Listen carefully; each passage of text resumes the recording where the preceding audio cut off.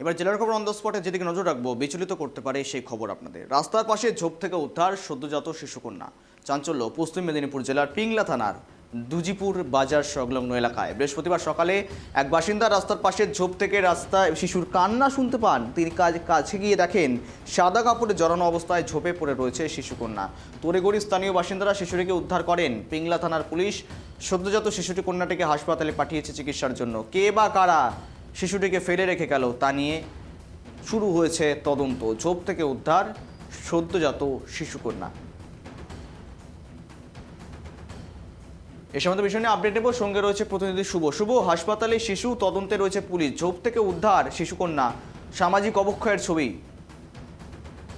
একেবারেই দেখো, এই ধরনের চিত্র প্রায় আমাদের সমাজে দেখা যায় এবং এই করুণ চিত্র সত্যিই খুব বেদনাদায়ক ঘটনা। আজকে পশ্চিম মেদিনীপুর জেলার পিংলা থানার অন্তর্গত দুজিপুর যে এলাকা, সেই দুজিপুরের বাজার সংলগ্ন এলাকায় স্থানীয় এক ব্যক্তি, তার নাম ভক্তি ভুইয়া, তিনি সকালবেলা যখন বাজারের দিকে যাচ্ছিলেন, তিনি রাস্তার পাশে একটি যে নয়নজুলি, সেই নয়নজুলির ঝোপ থেকে একদম যত শিশুর কান্নার আওয়াজ শুনতে পান।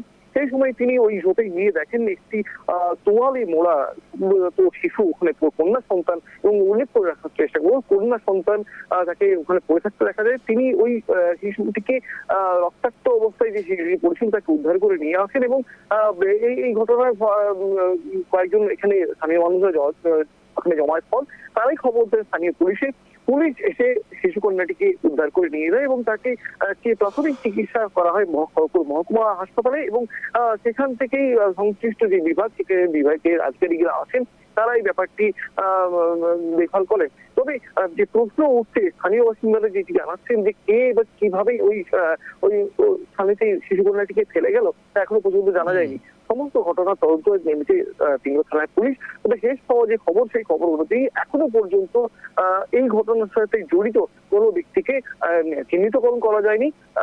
শেষ যে খবর, প্রাথমিক চিকিৎসার পরে আমরা জানতে পেরেছি সদ্যজাত যে শিশু কন্যাটি উদ্ধার হয়েছে তার শারীরিক অবস্থা অনেকটাই স্থিতিশীল। বেশ শুভ, ধন্যবাদ তোমাকে সঙ্গে থাকার জন্য। আমি দেখলাম, আমি ওই এখানে দাঁত মাজার জন্য নিম খাজি খুঁজতে গেছিলাম, যে বনের ভিতরে দেখি সাদা কাপড়ে মোড়া একটি থানে মুড়া আছে, পড়ে আছে একটি ওই রাস্তাতে, ওই কি একটা যেমন মুড়া হয়ে পড়ে আছে এরকম দেখলাম। তারপরে একটু দাঁড়িয়ে শুনি না, তার ভিতর থেকে কি আওয়াজ বেরিয়ে আসছে, যেমন কি একটা কাঁদতিছে। আমি আর ভালো করে খুলে দেখিনি, সামনে একজনকে ডেকে নিয়ে এসে খুলে দেখলাম যে বাচ্চা ছেলে। আমার তো মন বলে ওইসব মানুষকে প্রচুর ধিক্কার। একজন মা, কোনো মা বাচ্চার তরে হাহাকার করতেছে, আর সে এরকম সদ্যজাত শিশুকে এরকম বনের ধারে ফেলে দিয়ে গেছে। মানে কি বলবো, কিছুই বলার নেই।